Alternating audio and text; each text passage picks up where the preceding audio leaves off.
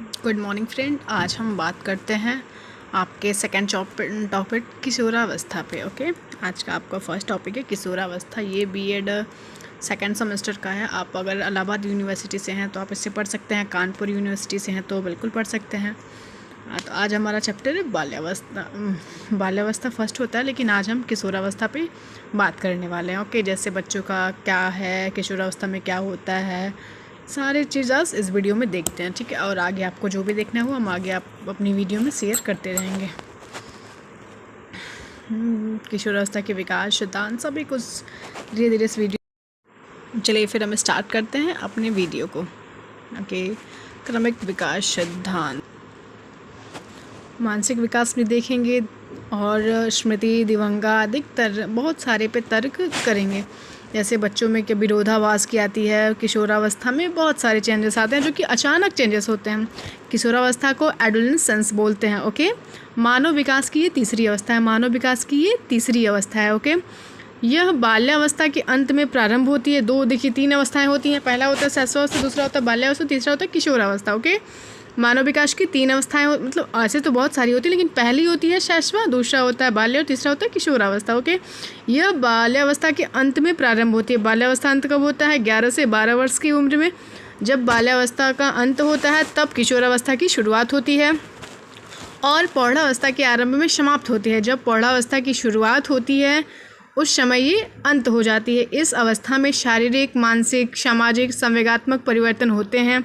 इस अवस्था मतलब जो इस एज में हमारे शरीर में परिवर्तन होते हैं, बालकों के शरीर में परिवर्तन, बालिकाओं के में कुछ अलग परिवर्तन होते हैं, मानसिक दिमाग में परिवर्तन होते हैं, सोचने समझने की शक्ति बढ़ती है, समाज में भी परिवर्तन होते हैं।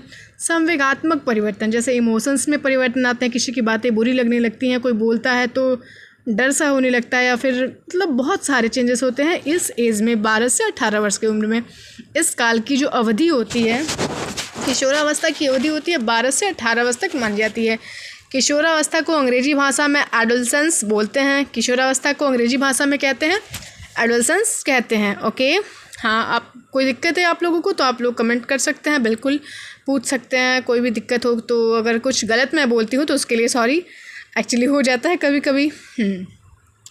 और इसमें ये बताते हैं हम आपको, जो शैशवा अवस्था होता है वो 0 से 5 वर्ष होता है, बाल्यावस्था 5 से 12 वर्ष होता है और किशोरावस्था 12 से 18 वर्ष तक होता है। यह लैटिन भाषा के एडोल्सियर क्रिया से बना है। एडोल्सियर क्रिया से बना है जिसका अर्थ होता है, जिसका मतलब एडोल्सियर जो होता है उसका अर्थ होता है परिपक्वता की ओर बढ़ना। जिसका अर्थ होता है परिपक्वता की ओर बढ़ना, to grow to maturity. Okay, ब्लियन जोन्स तथा सैमसन के अनुसार इन्होंने अपना परिभाषा दिया है, बताया उनके बारे में। किशोरावस्था प्रत्येक व्यक्ति के जीवन में वह काल है जो बाल्यावस्था के अंत में प्रारंभ होती है और प्रौढ़ावस्था के प्रारंभ में समाप्त हो जाती है। जो किशोरावस्था है वो जीवन काल मतलब बाल्यावस्था में के अंत में प्रारंभ होती है, अभी मैंने आगे बताया वही चीज़ यहाँ पे भी है, और प्रौढ़ावस्था में ये धीरे धीरे समाप्त होने लगती है। उसके बाद प्रौढ़ावस्था मतलब 18 से ऊपर जो एज जाने लगते हैं तो इसमें हमारी समाप्त हो जाती है। ओके, कोई डाउट हो तो कमेंट ज़रूर कर सकते हैं आप। कोई दिक्कत, किसी को कोई परेशानी? ठीक है, आइए चलिए देखते हैं दूसरा। देखें, शुरू करें। हाँ, जारसेल्ड के अनुसार किशोरावस्था वह समय है जिसमें विकासशील व्यक्ति बाल्यावस्था से परिपक्वता की ओर संक्रमण करता बढ़ता है। ओके, ये हो गया। स्टेन हॉल के अनुसार किशोरा बड़े संघर्ष, तनाव, तूफान तथा विरोध की अवस्था होती है। जो किशोरावस्था होती है बहुत ही संघर्ष, तनाव, तूफान तथा विरोधावस्था की एज होती है। ठीक है, इसमें किसी की बातें बुरी लगती हैं, कोई कुछ कह देता है तो बालक लड़ाई के लिए हो जाता है, बातें बुरी लगती हैं। फिर किसी की बातें अगर उसके फादर्स कहते हैं कि ये करो तो वो उसका विपरीत करता है, तो ये बच्चों की गलती नहीं होती है, बच्चों की गलती बिल्कुल नहीं होती। वो एक एज होता है जिसमें ये सब होना भी बहुत ज़रूरी होता है, बहुत इंपॉर्टेंट होता है। अगर ये ना हुआ फिर भी दिक्कत होती है।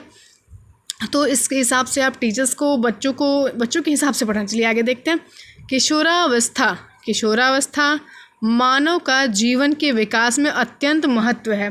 किशोरावस्था का मानव के विकास में अत्यंत महत्व है, क्योंकि इसी अवस्थाओं में किशोर के शारीरिक मानसिक बजाय आप लोग बता सकते हैं विकास का क्यों महत्व है? क्योंकि देखिए यही अवस्था है जिसमें बालक के शारीरिक चेंजेस होते हैं, मानसिक चेंजेस होते हैं और सामाजिक चेंजेस होते हैं।